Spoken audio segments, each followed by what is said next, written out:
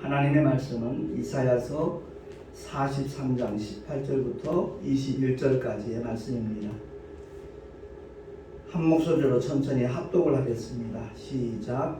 너희는 이전 일을 기억하지 말며 옛적 일을 생각하지 말라. 보라, 내가 새 일을 행하리니 이제 나타낼 것이라. 너희가 그것을 알지 못하겠느냐. 정령이 내가 광야의 길과 사막에 강을 내리니 장차 들짐승 곧 치람과 및 타조도 나를 존경할 것은 내가 광야의 물들을 사막의 강들을 내어 내 백성 나의 택한 자로 마시게 할 것이니라. 이 백성은 내가 나를 위하여 지었나니 나의 찬송을 부르게 하려 함이니라. 아멘. 기도하겠습니다. 하나님 아버지, 신년주일 첫 예배 주님 앞에 드립니다. 우리의 예배를 통하여 성삼위 하나님 홀로 영광 받아주시고 우리 모두에게는 한량 사랑과 은혜를 주님 허락하여 주시옵소서. 올 한 해 새 일을 행하시는 주님 앞에 쓰임받는 우리 모두가 되기를 간절히 소망하옵고 우리 구주 예수 그리스도 이름으로 감사하며 기도하옵나이다. 아멘. 인사 먼저 합시다. 새해 복 많이 받으십시오. 새해 복 많이 받으세요. 우리가 해가 바뀔 때마다 새해 복 많이 받자라는 인사들을 많이 나누지요. 근데 과연 복 있는 사람은 어떤 사람인가 한번 생각해 볼 필요가 있습니다. 작년에 어떤 아픔이 있고 상처가 있고 실패, 자욱이 있다 할지라도 과거에 매여 있지 않습니다. 어떤 고통 속에서 더 이상 계속 허덕이는 사람이 아니라는 말씀입니다. 그런 사람이 복 있는 사람인 줄은 믿습니다. 다만 현실에 최선을 다하면서 미래의 소망을 향하여 끊임없이 나아가는 사람, 그 사람이 복 있는 사람인 줄로 믿습니다. 2021년을 며칠 남겨놓고 이제 새해 첫 주일 주보를 이렇게 만들다가 성경책 속에서 1999년도 주보를 제가 발견을 했습니다. 감회가 새롭더라고요. 그 고양시의 백송마을 그 복된 교회를 개척해서 시무할 때 만든 그 주보인데 교회 이름이 그 당시 복된 교회에서 그랬는지 제가 주보에 칼럼을 이렇게 계속 써놓은 게 있더라고요. 복 있는 사람에 대해서. 그래서 그 주보를 이렇게 섭장이 남아있기에 한번 살펴보면서 정말 우리 모두가 올 한 해는 하나님 앞에 복 있는 사람으로 살아갈 수 있는 그런 한 해가 되었으면 참 좋겠다라는 마음이 들더라고요. 첫째, 복 있는 사람은 영생을 주시는 하나님을 아는 믿음의 사람이 참으로 복 있는 사람인 줄로 믿습니다. 그들에게는 분명한 삶의 목적이 있고요. 또한 규범이 있습니다. 뿐만 아니라 원칙이 있지요. 만약에 아무런 목적 없이 신앙생활을 한다면 그 사람은 맹신자고요. 목적이 뚜렷하다고 할지라도 사회의 어떤 규범과 도덕과 질서를 무시해버린다면 그 사람은 아마 광신자로 그렇게 낙인이 찍힐 겁니다. 그리고 이 두 가지 요소를 다 지녔을지라도 하나님의 약속에 말씀이 없다라면 그것은 미신에 불과한 겁니다. 교회는 열심히 다니는데 하나님의 말씀에 대하여 무지한 사람, 신비주의에 빠질 수밖에 없고요. 그 미신을 믿는 것과 별 차이가 없다는 것을 우리는 깨달아야 될 것입니다. 그래서 요한복음 17장 3절 말씀 우리 한 목소리로 주보에 나와 있으니까 합독을 하겠습니다. 시작. 영생은 곧 유일하신 참 하나님과 그의 보내신 자 예수 그리스도를 아는 것이니이다. 아멘. 참 하나님과 그의 보내신 자 예수 그리스도, 그분을 아는 것이 영생임을 깨달으시기 바랍니다. 여기서 안다는 말은 체험입니다. 그냥 지식적으로만 아는 것이 아니고 교리적으로만 믿는 그 믿음이 아니라 삶의 현장에서 끊임없이 그 하나님을 경험하는 겁니다. 그 하나님과 교통하는 겁니다. 그 하나님께 영광을 돌리는 믿음의 사람이야말로 하나님께서 찾으시는 믿음의 사람인 줄로 믿습니다. 그래서 저와 여러분은 정말 하나님을 알되 성경대로 바로 알 수 있는 하나님의 사람들이 될 수 있기를 예수 이름으로 축원합니다. 두 번째 칼럼이 복 있는 사람은 하나님과의 관계를 가장 소중하게 다루어가는 사람이다. 주님과 자신의 관계를 결코 흠집내지 않으며 도무지 주님을 거역하지 않는 사람을 가리킨다. 이성끼리의 사랑도 그 관계가 아름답게 지속되기를 누구나 꿈꾸고 있지 않는가. 부모 자식 간의 혈육의 관계도 불화하지 않고 화목하기를 누구나 원하고 있다. 이렇듯 인간 사이의 관계도 불편하지 않도록 하는 것이 아름다운 일일진데 하물며 나를 위해 고난과 모욕과 수치를 겸한 십자가의 죽음을 당하신 주 예수와의 관계를 아름답게 유지해 나가는 일이야말로 얼마나 아름다운 일이겠는가. 혈육이 있는 인간의 관계는 잠깐의 관계이지만 주님과 우리의 관계는 영원한 관계이다. 잠깐의 관계가 중요하다면 영혼의 관계는 더 말할 나위가 없는 것이 아니겠는가. 유일한 방법은 예수를 믿음으로 복종하는 것뿐이다. 오직 그분의 말씀에 순종하여 그날에 인정받고 칭찬받고 상급받는 믿음의 주인공들이 되기를 힘쓰자. 이렇게 칼럼에 쓰여져 있더라고요.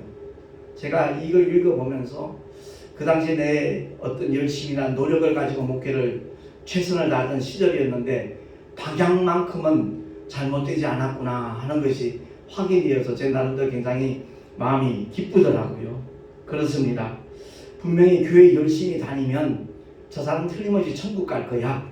이렇게 우리는 간주를 하지요. 그런데 분명히 말씀합니다. 마태복음 10장 21절 주보에 있으니까 역시 한번 합독을 하겠습니다. 시작. 하늘에 계신 내 아버지의 뜻대로 행하는 자라야 천국에 들어가리라. 아멘. 분명한 말씀입니다. 근데 이 말씀을, 이 소중한 말씀을 정말 놓쳐버리는 그런 기독교인들이 너무너무 많은 것이 참 안타깝지요. 저도 한때는 하나님의 그 능력을 나타내면서 귀신을 쫓아내면서 그런 사역을 할 때 나는 천국에 당연히 들어가서 생각한 적이 있었거든요. 근데 하나님께서 깨닫게 하셔서 나란 존재가 어떤 존재인가 하는 것을 알게 하셨기에 그 많은 목사님들 앞에서 내가 이런 목회를 해왔습니다라고 고백을 하고 하나님 앞에서 다시 한번 회개를 하고 그때 또 이름까지 개명하는 정말 놀라운 하나님의 은혜가 있어졌기에 저는 너무나 정말 그날의 사건이 감사하고 또 감사할 따름입니다.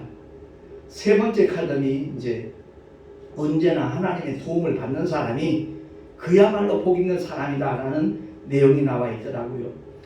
인간의 지혜와 능력이 놀랄만한 것으로 충분히 여겨질 수밖에 없는 그런 시대에 우리는 살고 있습니다. 첨단 과학의 발달, 각종 편의시설과 풍요한 물질 문명, 컴퓨터 문명의 이기 등등. 그러나 분명한 것은 인간의 한계 상황이 있다라는 사실이다. 예측할 수 없는 각종 사고들, 교통사고, 가스 폭발, 항공기 추락, 건물 붕괴, 다리 붕괴, 각색 질병들, 특히 오늘은 코로나 때문에 오미크론 때문에 모두가 불안에 떨고 있잖아요. 그러나 종국에는 어느 누구도 외면할 수 없는 죽음이라고 하는 엄연한 사실, 이 모든 것들이 인간의 한계 상황이다. 바로 이때 하나님의 보호와 하나님의 도움을 받을 수 있다면 그는 참으로 행복한 복된 사람이다. 더욱이 죽음 너머에 있는 심판과 형벌까지도 하나님의 은혜로 해결받은 믿음의 사람이라면 그 사람은 영원히 복 있는 사람이다. 그러므로 우리는 예수를 믿어야 한다. 우리 모두 진리를 사랑하고 진리를 전하는 믿음의 사람들이 되자라는 그런 칼럼이 기록되어 있더라고요. 그렇습니다. 변함이 없습니다. 정말 하나님의 도우심을 받는 사람, 그 사람이 얼마나 복 있는 사람인가. 요한복음 14장 14절 말씀 우리 한번 천천히 합독하겠습니다. 시작. 내 이름으로 무엇이든지 내게 구하면 내가 시행하리라. 아멘. 지난달에 있었던 일인데 우리 교단의 이제 정경 총회장이신 김남신 목사님이 아파트에서 전원주택으로 이사를 했다 그래요. 그래서 참 축하도 해줄 겸 제가 또 그날 택시 쉬는 날이라 승합차를 가지고 그 남양주인가요? 여기가 양평 쪽에 갔어요. 근데 그 전전날 아주 폭설이 내렸죠. 근데 감사하게도 도로는 거의 다 녹았더라고요. 근데 그 장로님은 또 외출하시고 같이 이제 셋이서 점심을 맛있게 먹고 난 다음에 코로나 때문에 바닥 본 지가 오래됐다 그래서 한번 바람도 쐴 겸 그럼 한번 동해로 한번 갑시다 출발을 했어요. 가다가 기왕이면 정동진이 볼만하니까 거기 한번 갑시다 했는데 내비게이션이 생각지 않은 방향으로 이렇게 안내를 하더라고요. 그래서 제 생각으로는 아 이게 지름길인가 보다 생각을 하고, 왜냐하면 그동안 제가 택시 전도를 하면서 내비게이션이 잘못된 길로 인도한 적이 한 번도 없거든요. 그래서 자신 있게 이제 그쪽으로 핸들을 틀었죠. 근데 보니까 웬 터널 같이 조그만 게 하나 있어요. 그쪽으로 안내를 하는 거예요. 김남신 목사님하고 제 아내는 아유 들어가면 안 될 것 같아요. 그래요. 이제 협소하다는 거죠. 근데 이제 아내랑 다니면서 좀 좁은 길 같은데도 제가 언제나 그 무사 통과한 적이 여러 번 있다 보니까 자신감이 있었지요. 그래서 아 괜찮다고 걱정을 하지 말라고 그러고서 들어갔는데 앞불싸였죠. 정말 앞불싸였습니다. 너무나 막막했습니다. 보니까 아예 바닥은 완전히 빙판길이었고 그냥 그 좁은 길로 가다 보니까 후진할 수 있는 방법도 없어요. 왜냐하면 바퀴가 헛돌이가 미끄러지니까 큰 사고가 날 것 같더라고요. 그때 제가 정말 내 입에서 나가는 말, 그 말을 제 아내가 옆에서 들었던 것 같아요. 주님 도와주세요. 그야말로 애절하게 외치는 그 한마디 굉장히 아내의 마음은 좀 짠하고 그랬던 것 같아요. 근데 정말 하나님께서는 어떤 상황 속에서도 주님의 긍휼을 구하고 주님을 찾으면 응답해 주시는 분이 우리 하나님이신 줄로 믿습니다. 그 레카차를 불렀더니 너무 호출이 많아가지고 2시간 이상 걸린다는 거예요. 현장에 오는 것도. 그리고 현장에 왔다 할지라도 레카차 갖고는 도저히 끄집어낼 수 있는 상황이 못 되었던 거예요. 그 판단은 바로 서더라고요. 레카차가 와도 안 되겠다는 판단이. 근데 그 기도를 그 짧은 외침을 하고 난 다음에 불과 2, 3분도 되지 않아서 그 터널 끝쪽에서 사람들이 6명, 7명이 오는 거예요.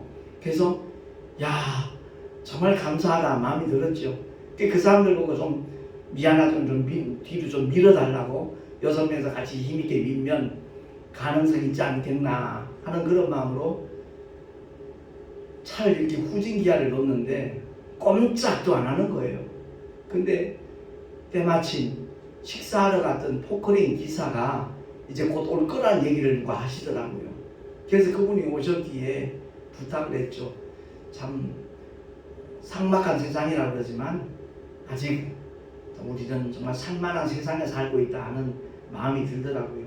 그 포크레인 기사가 큰 밧줄, 긴 밧줄, 한 번도 쓰지 않은 밧줄을 갖고 오라고 이제 얘기를 하더라고요. 그랬더니 일하시던 노동자들 중에서 2사람이 가서 밧줄을 갖고 왔는데 정말 아주 굵은 밧줄이에요. 그 한 번도 쓰지 않은 걸 갖고 와서 포크레인에 연결하고 그 승합차 뒤에 이제 견인할 수 있는 거기에다 연결해 가지고 당겨주기 시작을 한 거예요. 거기 벗어났을 때 그 마음은 이루 말할 수가 없어요.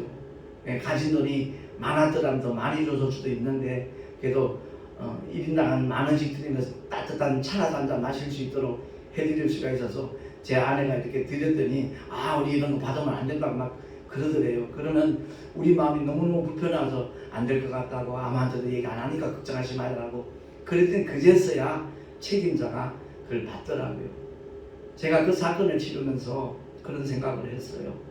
인간에게 누구나 다 한계사항이 있는데 이 사건을 통해서 나의 어떤 운전에 대한 자만심을 하나님이 깨뜨리셨구나. 이런 깨달음이 오더라고요. 그렇습니다. 내 이름으로 무엇이든지 내게 구하면 주님이 시행하셔요. 할렐루야. 올 한 해 우리 모두가 다 정말 주님께 구하는 하나님의 사람으로 살아갈 수 있기를 예수 이름으로 축원합니다. 네 번째 복 있는 사람은 어떤 사람인가? 살아가는 동안 언제나 하나님을 찬송하는 사람이 정말 복 있는 사람입니다. 오늘 본문에 나와 있듯이 이 백성은 내가 나를 위하여 지었나니 나의 찬송을 부르게 하려 함이니라. 아멘. 이 말씀을 대하는 그 순간에 김승환 목사님 부부가 생각이 나더라고요. 정말 주의 성호를 찬송하되 정말 인간의 생각이 전혀 가미되지 않은 하나님의 영적인 그 생명의 말씀에 곡을 붙여서 하나님 앞에 영광을 돌리는 그 부부는 참 복 있는 사람이다 이 생각이 들더라고요. 그렇습니다. 우리 모두가 다 정말 하나님의 찬송을 부를 수 있는 하나님의 사람으로 살아갈 수 있기를 예수 이름으로 축원합니다. 제가 그 CD가 천장 나오고 난 다음에 그러니까 그 사모님이 음악 선생님이잖아요. 피아노를 전공하신.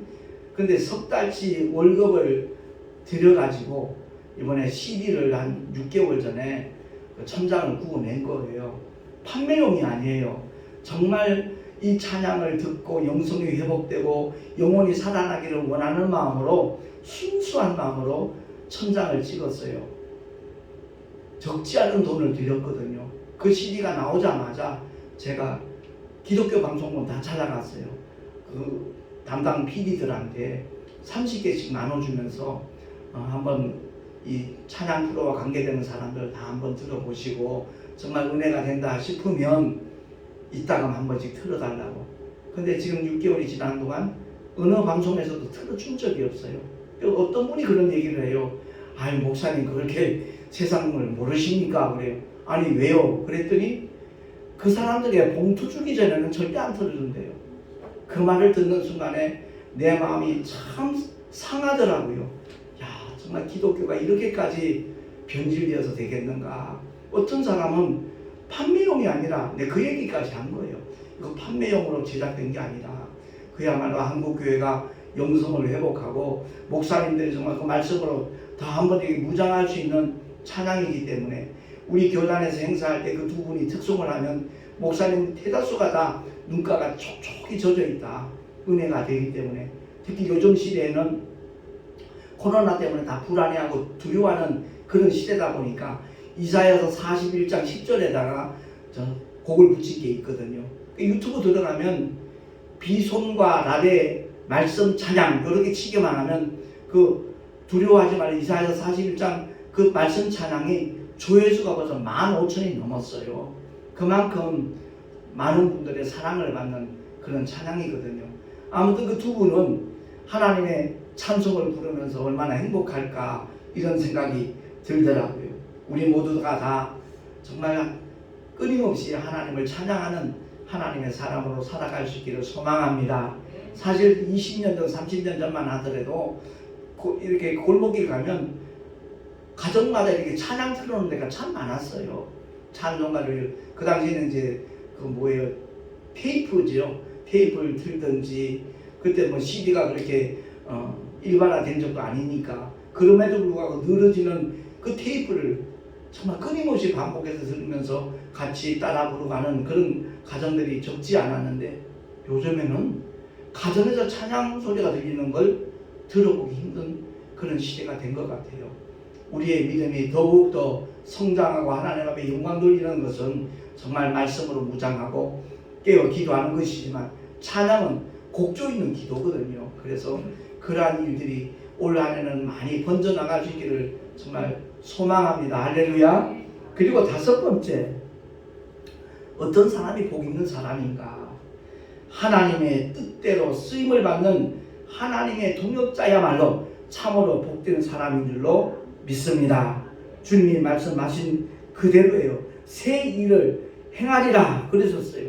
주님이 새 일을 행하실 때 그 일에 쓰임받는 사람, 그 일에 동참하는 사람, 그 일에 앞장서는 사람이야말로 복 있는 사람인 줄로 믿습니다. 요한복음 15장 10절 8절 말씀 우리 한 목소리로 합독하겠습니다. 시작. 너희가 내 안에 거하고 내 말이 너희 안에 거하면 무엇이든지 원하는 대로 구하라. 그리하면 이루리라. 너희가 과실을 많이 맺으면 내 아버지께서 영광을 받으실 것이요 너희가 내 제자가 되리라. 아멘. 제자 훈련 받았다고 해서 제자가 되는 거 아니라는 겁니다. 신학을 했다고 해서 다 주님이 쓰시는 주의 종들이 아니라는 것을 우리는 기억을 해야 될 것입니다. 오히려 자리만 차지하고 걸림돌이 되고 있다면 그 사람은 하나님의 제자라고 말할 수가 없는 것이지요. 중요한 것은 정말 우리가 주님 안에 거하면서 주의 말씀을 우리 안에 살아서 역사하는 그 믿음의 길을 걸어갈 때 그 사람이 바로 주님의 제자다 하는 것을 우리가 기억을 해야 될 줄로 믿습니다. 분명히 참 포도나무의 비유 거기를 통해서 우리가 기억해야 될 것은 아버지께서 영광을 받으시는 것은 풍성한 과일이에요. 예, 포도나무는 관상수가 아니거든요. 유실수거든요. 목적은 그 열매에 있다는 거죠. 그러니까 우리는 정말 때를 얻든지 못 얻든지 하나님의 말씀을 전하는, 전파하는 그런 사람이 되어야 될 것이고, 만나는 모든 사람들에게 주님을 소개해야 돼요. 예수는 그리스도시다. 교회 다닌다면 그럼 당신 믿을 때 성령을 받았느냐? 바울의 인사법 그와 똑같이 첫 번째 인사는 예수는 그리스도다 선포하는 것이고, 두 번째는 믿을 때 성령을 받았느냐? 성령이 어떤 교리적인 지식이 아니라 내 삶의 현장에서 증거가 나타나는 사람, 그 사람이야말로 하나님께서 기뻐하시는 주님의 참 제자인 줄로 믿습니다. 빌립보서 3장 13절 14절 천천히 한번 합독을 하겠습니다. 시작.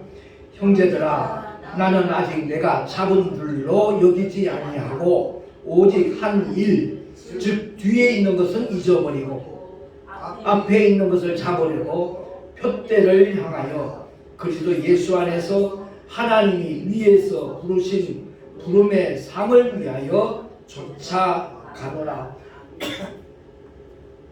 사도 바울의 고백입니다. 그가 얼마나 많은 복음의 사역을 했습니까? 그럼에도 불구하고 그는 잡은 줄로 여기지 않는다 고백합니다. 구원의 확신이 없다는 얘기가 아니라는 거예요. 복음을 위한 수고가 만족함이 없는 거예요. 정말 주님이 내 생명, 내 영혼을 취하여 가는 그 순간까지 복음을 전하겠다라는 그의 믿음의 선언입니다. 뿐만 아니라 골로새서 1장 24절 말씀 한 번 더 합독하겠습니다. 시작. 그리스도의 남은 고난을 그의 몸된 교회를 위하여 내 육체에 채우노라. 아멘. 주님의 남은 고난이 있다는 거죠. 주님의 남은 고난은 다름이 아니라 우리가 십자가에 못 박혀 또 죽어야 된다 그런 의미가 결코 아니지요. 주님께서 자기 피로 값주고 세우신 교회를 위하여 우리가 어떤 헌신을 하고 어떤 충성을 하고 어떤 희생을 해야 될 것인가, 그것을 깨닫는 이 시간이 되기를 예수 이름으로 축원합니다.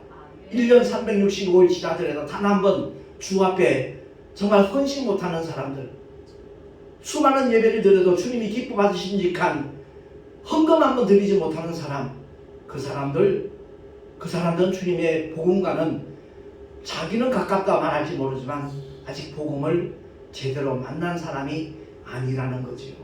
그렇습니다. 우리의 신앙생활 속에서 과연 나는 어떤 헌신을 하고 있는가, 어떤 충성을 하고 있는가, 또 복음을 위하여 나는 어떤 고난의 자리에 동참하고 있는가, 우리가 돌아보는 가운데 주님 말씀합니다. 보라, 내가 새 일을 행하리라 라고 말씀하고 있습니다. 그 말씀에 정말 온전히 관계되는, 정말 주님이 행하시는 그 사역에 동참하는, 그리고 아름답고 요긴하게 쓰임받을 수 있는 올 한 해가 되어줄 수 있기를 예수 이름으로 축원합니다. 우리 모두가 다 정말 언젠가는 이 세상을 떠나갈 것입니다. 분명히 주님 앞에서 정산하는 날이 옵니다. 눈에 보이는 이 세상이 결코 전부가 아님을 기억을 하고 평생 행복하면 얼마나 좋아요. 근데 영원히 행복한다면 뭐 말할 나위가 없는 거잖아요. 부자와 거지 나사로의 그 말씀을 통해서 꼭 기억해야 될 것은 그 당대의 모든 사람들이 정말 환영했던 그 부자는 이름이 없습니다. 근데 부자가 파티하고 내다버린 음식 찌꺼기 먹으면서 목숨을 연명했던 거지는 이름이 나와 있어요. 나사로입니다. 하나님의 위로라는 뜻이거든요. 개들이 와서 그 헌대를 핥아버리는 그 삶이 얼마나 참혹했습니까? 얼마나 비참했겠습니까? 지나가는 사람들마다 조롱했을지도 몰라요. 손가락질 했을지도 몰라요. 그러나 그는 그 참혹한 현실 속에서 하나님의 위로를 받았다는 거죠. 믿음을 놓치지 않았다는 거죠. OECD 국가 중에서 자살률 1위, 이게 말이나 되는 얘기냐고요. 거지 나사로의 삶의 자리와 비교가 되겠습니까? 그러니까 자살은 지옥 형벌을 앞당기는 행위라는 것을 정말 교회에서 다 가르쳐야 돼요. 아무리 충성을 했어도, 아무리 열심히 신앙생활을 했어도 마지막에 자살을 선택한다면, 극단적인 길을 선택한다면 그는 영원히 마귀에게 속는 것이고 영원히 꺼지지 않는 불못에서 영원토록 고통받을 수밖에 없다는 것을 교회에서 가르쳐야 돼요. 그리하면 힘들고 어려울 때, 한계 상황에 부딪혔을 때 주님 도와주세요. 누구처럼요?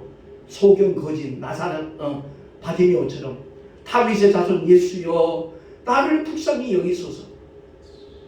제자들이 시끄럽다 조용해라 잠잠해라 할지라도, 방해가 있다 할지라도 오히려 소경 거짓 바디메오는 더 큰 소리로 다윗의 자손 예수여 나를 불쌍히 여기소서 소리쳤을 때 지나가시던 주님의 발걸음은 멈춘 줄로 믿습니다. 그리고 저를 내게로 데려오라 라고 말씀하신 그 순간에 좀 전만 해도 방해꾼이었잖아요. 제자들이 시끄럽다 떠들지 마라 잠잠하라 방해하던 제자들이 오히려 안내자가 되잖아요.